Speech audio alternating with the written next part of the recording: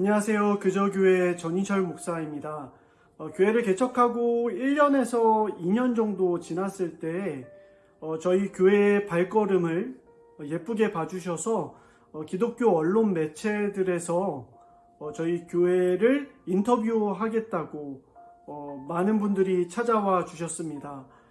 만나서 이런저런 교회 소개도 하고 또 교회 이야기들을 하나씩 나누는 가운데 꼭 마지막 질문은 이렇게 물어보셨어요. 그래서 그저교회가 앞으로 나아갈 방향성은 무엇입니까?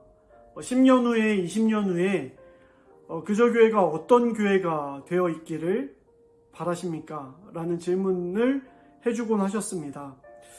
그 질문이 처음에는 굉장히 낯설고 어떻게 대답해야 될지 몰랐는데요. 교회를 꿈꾸는 가운데 저는 다소 추상적이지만 이렇게 대답을 했습니다. 말씀이 인도하시는 대로 걸어갈 수 있는 교회가 됐으면 좋겠습니다. 너무 당연한 이야기죠. 계획을 짜고 연간 계획 또 5년, 10년 단위의 계획을 짜는 거 매우 중요합니다. 하지만 적어도 교회라는 공동체는 성경을 통해서 하나님께서 교회에게 지시하시는 것, 하나님께서 걸어가면 좋겠다라고 말씀하시는 부분을 민감하게 듣고 걸어갈 수 있는 교회가 되면 좋겠다라는 생각을 했습니다. 그래서 제일 중요한 것이 교인들과 함께 스스로 말씀을 읽는 교회가 되었으면 좋겠다라는 분명한 목표를 세우게 됐습니다. 다 해석되어진 말씀이 아니라 말씀의 날 것을 그대로 읽고 묵상하고 생각하면서 그 가운데 하나님의 뜻과 마음을 들으려고 경청하려고 노력하는 교회. 그러기 위해서는 말씀을 펴고 스스로 한 절 한 절 말씀을 읽어 나가는 것이 선행되어야 했습니다. 교회가 그 작업을 계속했거든요. 그리고 재미난 일들이 많이 있었습니다. 가장 기억에 남는 것은 출애굽기 말씀을 읽을 때였는데요. 출애굽기에 보면 10가지 재앙이 나오잖아요. 그 말씀을 읽다가 이런 묵상을 교인들과 함께 하게 됐습니다. 개구리가 너무 불쌍하다. 파리가 너무 불쌍하다. 이집트의 바로의 욕심 때문에, 더 직접적으로 이야기하자면 인간들의 탐욕 때문에 생태계가 파괴되고 애꿎은 개구리와 파리와 메뚜기 떼가 몰살당한 것 아닐까 라는 조금 재밌는 토론을 하게 됐고요. 그래서 우리가 우리의 욕심을 줄이고 환경을 보호할 수 있는 일들은 무엇이 있을까라는 적용을 하기 시작했습니다. 특별히 생태신학에 관심이 있었던 것은 아닌데 유독 그때 그렇게 말씀을 읽고 교인들과 함께 이야기를 나눴어요. 책을 사서 같이 읽고 할 수 있는 작은 일들부터 실천하면서 하나님께서 우리에게 주신 이 지구, 생태계를 보호하면서 함께 생명력을 유지할 수 있는 교회가 되었으면 좋겠다라는 목표를 세우게 됐죠. 그때부터 지금까지 조금씩 그 목표를 수정하고 정교하게 다듬어서요. 최근에는 매달 2-3가지씩 주제를 정해서 교우분들과 함께 실천하고 카톡을 통해서 서로 실천한 것을 공유함으로 서로가 서로에게 격려하고 또 시너지를 받을 수 있는 일들을 하고 있습니다. 이번 달 목표는 봄숲을 함께 걷기 그리고 반려식물 키우기입니다.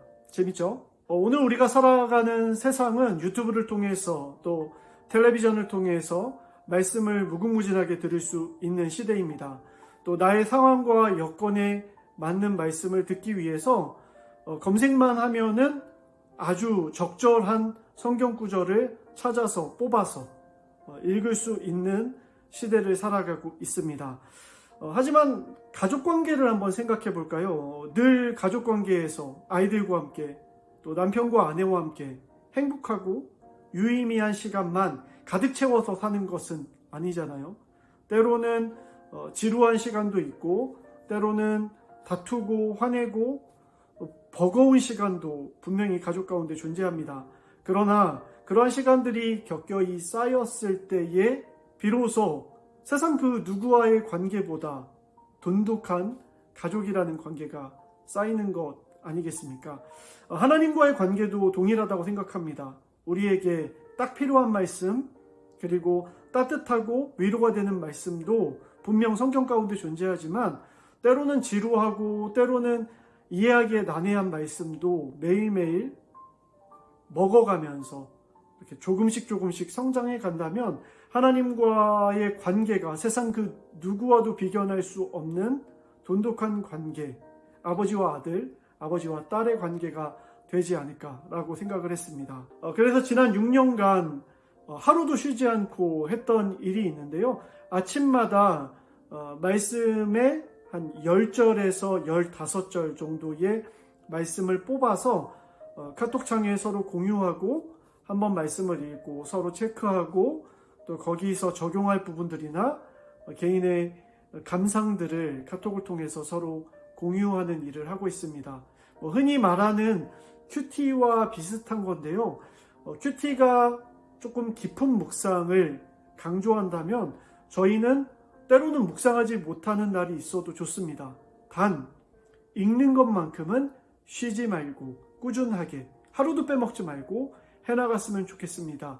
라는 권면을 하고 있습니다.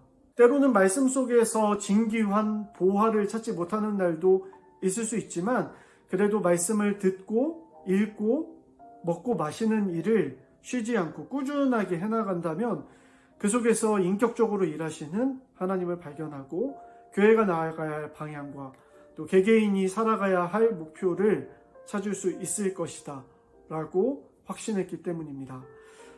아직 많이 부족합니다. 말씀 읽기에 때로는 게으르기도 하고 또 스스로 읽는 것이 힘들어서 쉬기도 하는 교회입니다. 하지만 저희 교회의 목표, 스스로 꾸준하게 말씀을 읽어 나갈 수 있는 신실한 교회가 되었으면 하는 목표를 가지고 있습니다. 오늘도 이야기 들어주셔서 감사합니다.